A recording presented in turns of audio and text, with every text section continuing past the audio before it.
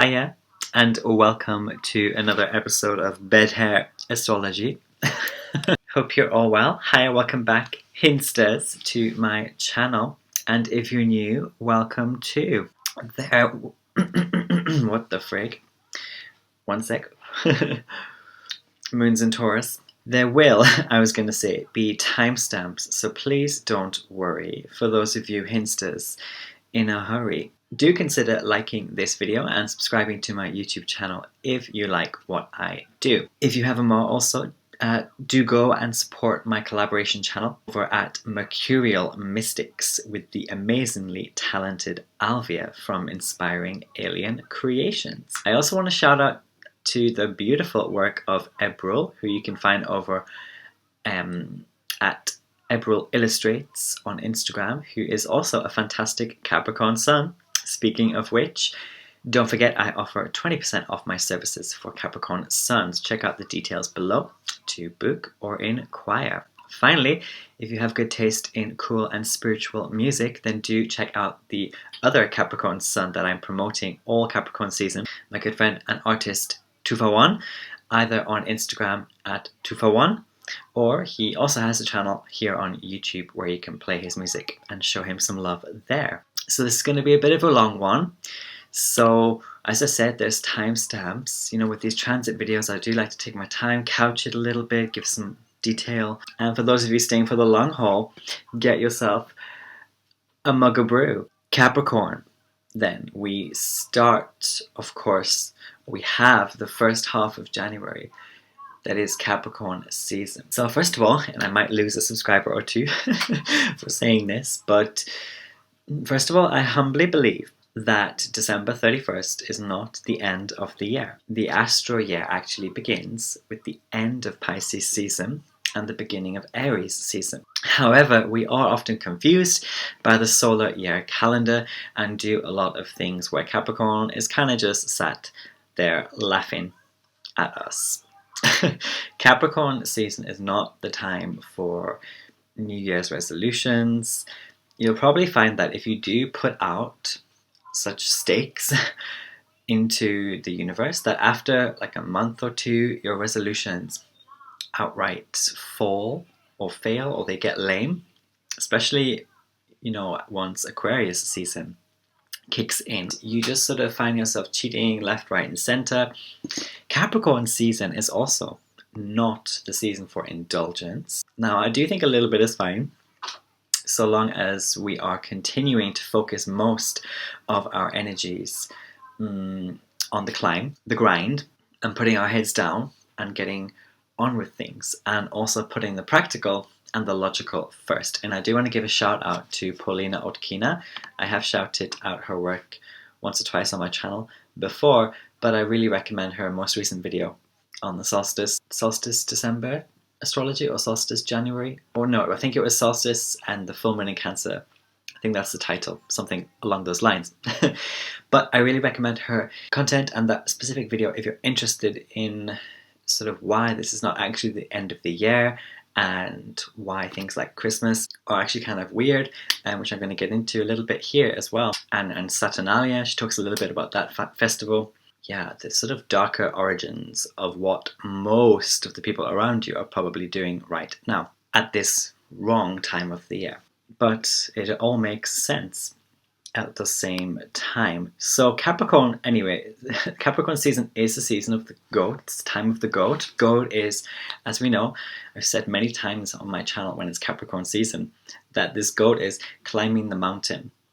But this goat is acutely conscious of the dangers of even the smallest missteps. It's also the season which marks the beginning of the spiritual astro winter. It doesn't matter whether you're in the northern or southern hemisphere here on Earth. We go more within and fasten or reconnect our spirits to the things that we actually want to build, to get grips on, and to deeply be known for. Of course, during this time we can easily fall prey to overdoing things, including work, or to obsession even with things like status and reputation, especially to the allure of material things like shallow manifestation. So in this season, like a myriad of appropriated temptations come in, as well as the creep of capitalism. Things that easily keep us chained to mindless practices and like fake ceremonies, most often involving the bio family, the nation, and the religious institution. And a lot of things are kind of just like conveniently put on the shelf or aside or forgotten about, or on the back burner. So in Capricorn season, we do easily let the devil in. The devil card in the tarot, often associated with Capricorn or with the goat. And the devil, though, isn't necessarily what you think it is. It can appear so familiar, and it can lure you into some pretty dark depths because for the very fact that you don't recognize it as a devil. This can be the point of the year also where we squander the fruits of our labor thus far, thinking it's time to be, the time of rejoice, when it's more like the time of retreat and wise, quiet effort and time spent recognizing the limits within which you have to work moving forward. I also associate Capricorn with the crocodile, this archetype of all that glitters, definitely not being gold, or of like timeless predators looking for foolishly careless prey. Or also of like spirits wishing to control new subjects with new chains, to put you in new types of chain or new types of toxicity. For those riding the Capricorn energy properly, there's a whole, and by the way, I'm not trying to like proselytize or judge or anything like that. I'm just giving you my take. Of course, you can go to a whole number of astrologers and spiritualists here on YouTube, and you can get a whole other host of ideas. This is just what I resonate with and what I am channeling. But yes, for those riding the Capricorn energy properly, in my humble view and feeling, there's a whole grotto with Capricorn of spiritual experience. A whole grotto. It's magical. It's gem encrusted, this grotto. But the gems, I'm not talking, these gems are not money or titles or whatever else some people want to manifest with the wave of some wand or some manifestation ritual. And of course, you might get these things granted during Capricorn season, especially with Venus behind the Sun, still being in Sagittarius. And also these things might, of course, come as a kind of byproduct of your true spiritual experiences, of course. But most importantly, I feel this season is one of spiritual reclusiveness, to enter that grotto where your own creativity and your own spiritual rootedness, Cancer, Capricorn, rootedness, and your spiritual comfort is reflected back at you in the sort of dark waters. So it's like going into the dark waters, but not in the like toxic, devilish way, in the way of reclusiveness and reflection and like really getting ready, like kind of a submersion, going within to understand what needs to be done, what ends need to be tied. Things, I talked in my previous video on the full moon in Cancer, what things need to be offloaded perhaps as you climb or start to climb up this really steep, sharp, edgy, high mountain. It's like something being reflected back at you in the sort of dark waters. But again, I don't want you to mistake when I say dark waters for something bad or negative. It's like, it's the darkness, the natural darkness that's coming from being in this grotto that you are supposed to retreat into, if that makes sense, spiritually. So yeah, this does often involve isolation, meditation, and inward examination. And I did get a download a couple of days ago to talk in this video about ears. Ears sometimes being associated with Capricorn. And the intense attention that the mountain goat or similar animals and archetypes have to pay to balance, balancing when negotiating the terrain and when negotiating its ascension. Because that's also something we have to focus on in Capricorn season, or to remain focused on our ascension. But again, it's not like, because the devil can creep in ways like this. You get obsessed with ascension just for the titles or the accolades, or just to be seen and projected. It's not that, but it's your spiritual ascension. So like, what actual pure, true spiritual heights do you want to keep achieving? And also it's about recognizing the spiritual heights you've achieved thus far, because we are entering the beginning of the end of the astral year. Balance, negotiating the terrain and ascension. And those who keep their hands on the sort of spiritual wheel and don't fall for the jingle of Satan's bells will most likely have covered most bases and tied up most loose ends by the time Aquarius and later Pisces season arrives. Pisces season being when we enter a lull and put dream power into real, true resolutions for the new astral year. In this part of the metal rat year as well, we are called most especially to apply thrift and instinct right now to help us with this climb up that mountain. The climb that marks the beginning of the end of the astral year. Let's take a sippy, and I hope I'm making sense. Let us know in the comments what your reflections are. Okay, Aquarius. So Aquarius season then, sort of, this is, the latter half of January 2021, and then the first part of February. This is the start of the rat year, when we are called or reminded to start calculating and discovering new avenues in order to advance our spiritual our spirit and our spiritual experiences as well. This could be a very freedom-driven time when our minds are focused on breaking free of old thought forms and old ways of relating, actually marking the perfect time to really sit down and devise some proper resolutions for yourself. So I will be talking more about the coming Aquarius season in my future videos, and wanted really to focus on Capricorn in this video. So anyway, let's get into the transits. I'm not going to go through every single date this time. I want to also say, first of all, that it's important to look at your birth chart to see how these transits affect you personally. Which houses are they affecting? I use the Placidus system, so it's quite likely you have Capricorn, Aquarius in 2 or more houses. I have that in my own chart, for example. But are these transiting planets kissing, as I like to say, are they kissing any of your natal placements through conjunction during this time? Or are they making some other aspect to natal planets or points in your chart? I'd love to hear in the comments below if this is going to be a louder or quieter time of the year for you. Let's take a look at January 1st. So January 1st, we've got Mars entering the boiling point at 27 degrees of Aries. It's square with Pluto starting to weaken. You can, by the way, check out my December 2020 astrology video for any continuing or weakening aspects coming out of that month, which for time purposes I won't be repeating much here. So although Mars is heating up in Aries, I still don't feel Mars is going to be so significant until later when it's actually in Taurus, so stay tuned for that. But yes, on this day we also have a stellium in Capricorn, the Sun, Hermes, and Pluto. And Venus, as I mentioned earlier, is still behind the Sun in Sagittarius. I'm actually reading this as Capricorn Sun and rising people especially potentially getting a bit more raucous and outward at this time, and for a lot of the month, to be fair.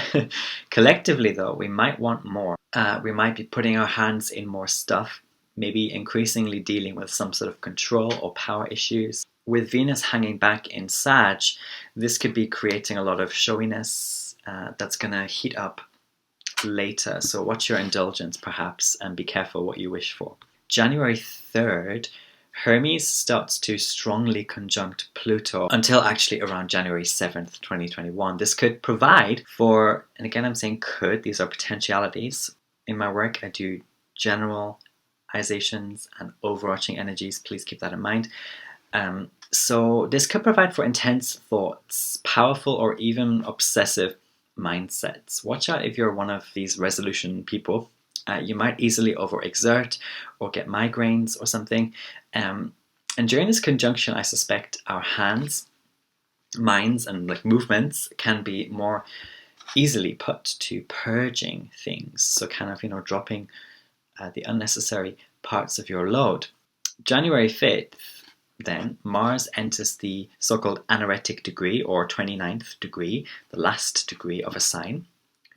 So I'd check your actions again, your motives and anger as well carefully around this date, or on this date, depending on where you are in the world, especially with the strong square it's making to Saturn and Jupiter in Aquarius. Still, I think this can provide for the perfect agitation energy needed to keep working on some new chapter you want to embark on in the coming half year or so. So, this new chapter was starting to be felt for a lot of us from around the full moon in Gemini, and definitely from the new moon in Sagittarius, these big eclipses. So this new chapter, some of us, it has like a months long phase of letting go, purging, as I said earlier, purging, letting go, and then the new chapter kind of officially begins in about 6 months' time for you. But you're already kind of feeling the new chapter energy. It's like you can see the picture.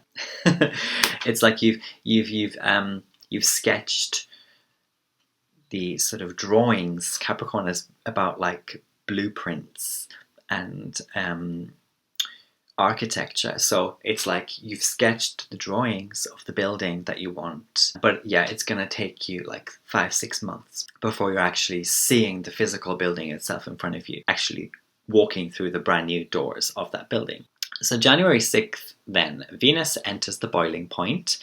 Check out my Venus and Sagittarius video for more on what that might mean, but just very briefly here, Venus does also strengthen its trine at this time with Mars, easily promoting passion and creativity within our relationships. January 7th, Hermes enters the boiling point, and then later the anaretic degree. Mars finally gets out of Aries and enters Taurus, and there is a lot of squarage, more agitation, friction, resistance, tension on this day, as well as the moon in Scorpio opposing Mars. Of course, this could easily be a tense day, full of like emotional stubbornness perhaps, maybe even arguments about reputation, perspective, control. It's one of those watch out or watch what you say kind of days.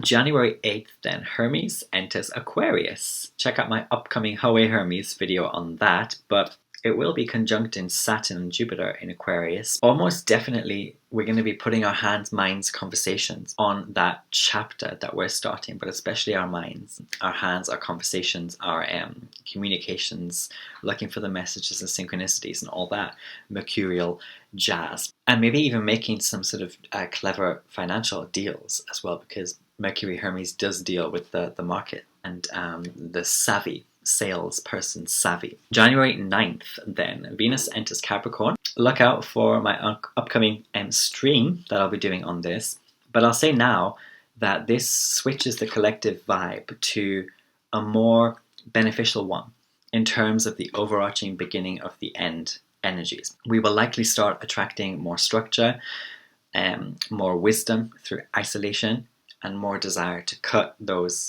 throw off those unnecessary loads. January 11th then, the Sun conjuncts Pluto, illuminating very strongly any Cappy issues you might have in the house that it's in. It should be clear as day really as to what might still be left to purge, I think, by this point. It's just a case of applying and doing the work, I think, from January 11th. Or like what control power issues remain to keep you in those devil Capricorn chains. January 12th then, we do get a stellium of 4 planets in Capricorn, almost definitely upping the activity and the significance for our Cappy suns and Capricorn risings, but more broadly bringing more attention and opportunity pertaining to the themes of the house or the houses where these planets are in for you. January 13th then, we've got Mars conjuncting the retrograding Uranus in Taurus, right? With the new moon as well in Capricorn, also occurring officially at around 5 a.m.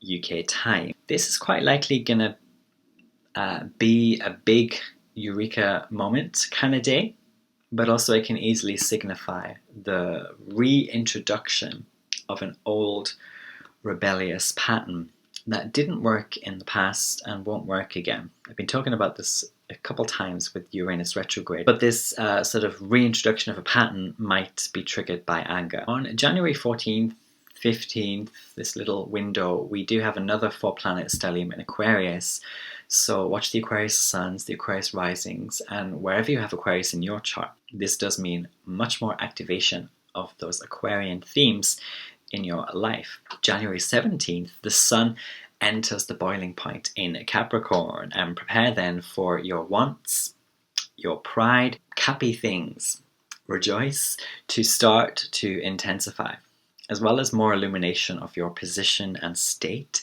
in this climb up the mountain. On January 18th, the moon conjuncts Chiron in Aries. Check out my Chiron direct video, as I think this will be a really welcome day for a lot of people. And then January 19th, we've got the sun entering that anaretic degree and Mars exactly conjuncting a now direct Uranus and Taurus. So look out for my upcoming video on the Mars-Uranus conjunction.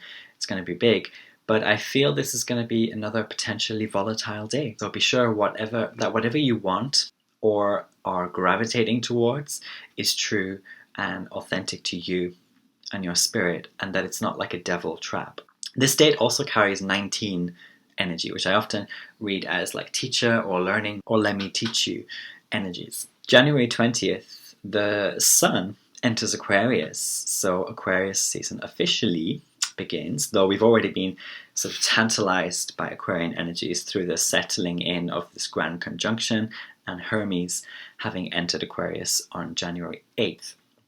The sun will at this point be strongly conjuncting Saturn and Jupiter, providing for more illumination of our new chapter. January 21st, Uranus, Mars, and the moon will be all conjunct in what could easily be another emotionally volatile day, and or a great day to sort of sit down and again work on the calculations of your actual future New Year resolution. January 24th, the sun will be exactly conjunct Saturn. This could, for example, mean more illumination of the limitation of rebellion.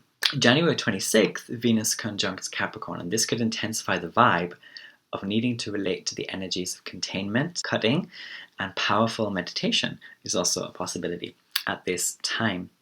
January 29th, we have Jupiter exactly conjuncting the sun, and this is huge illumination potential, big truths revealed, big cuts that deliver feelings of rejoice, hope, and freedom. January 30th then, Venus enters the boiling point. I'd be careful who or what you're relating to at this time. It could also mark like an intensification of your initiative to build, to control, or to feel legacy. Hermes on January 31st officially begins retrograding in Aquarius. Again, check out my upcoming Hawaii Hermes on that.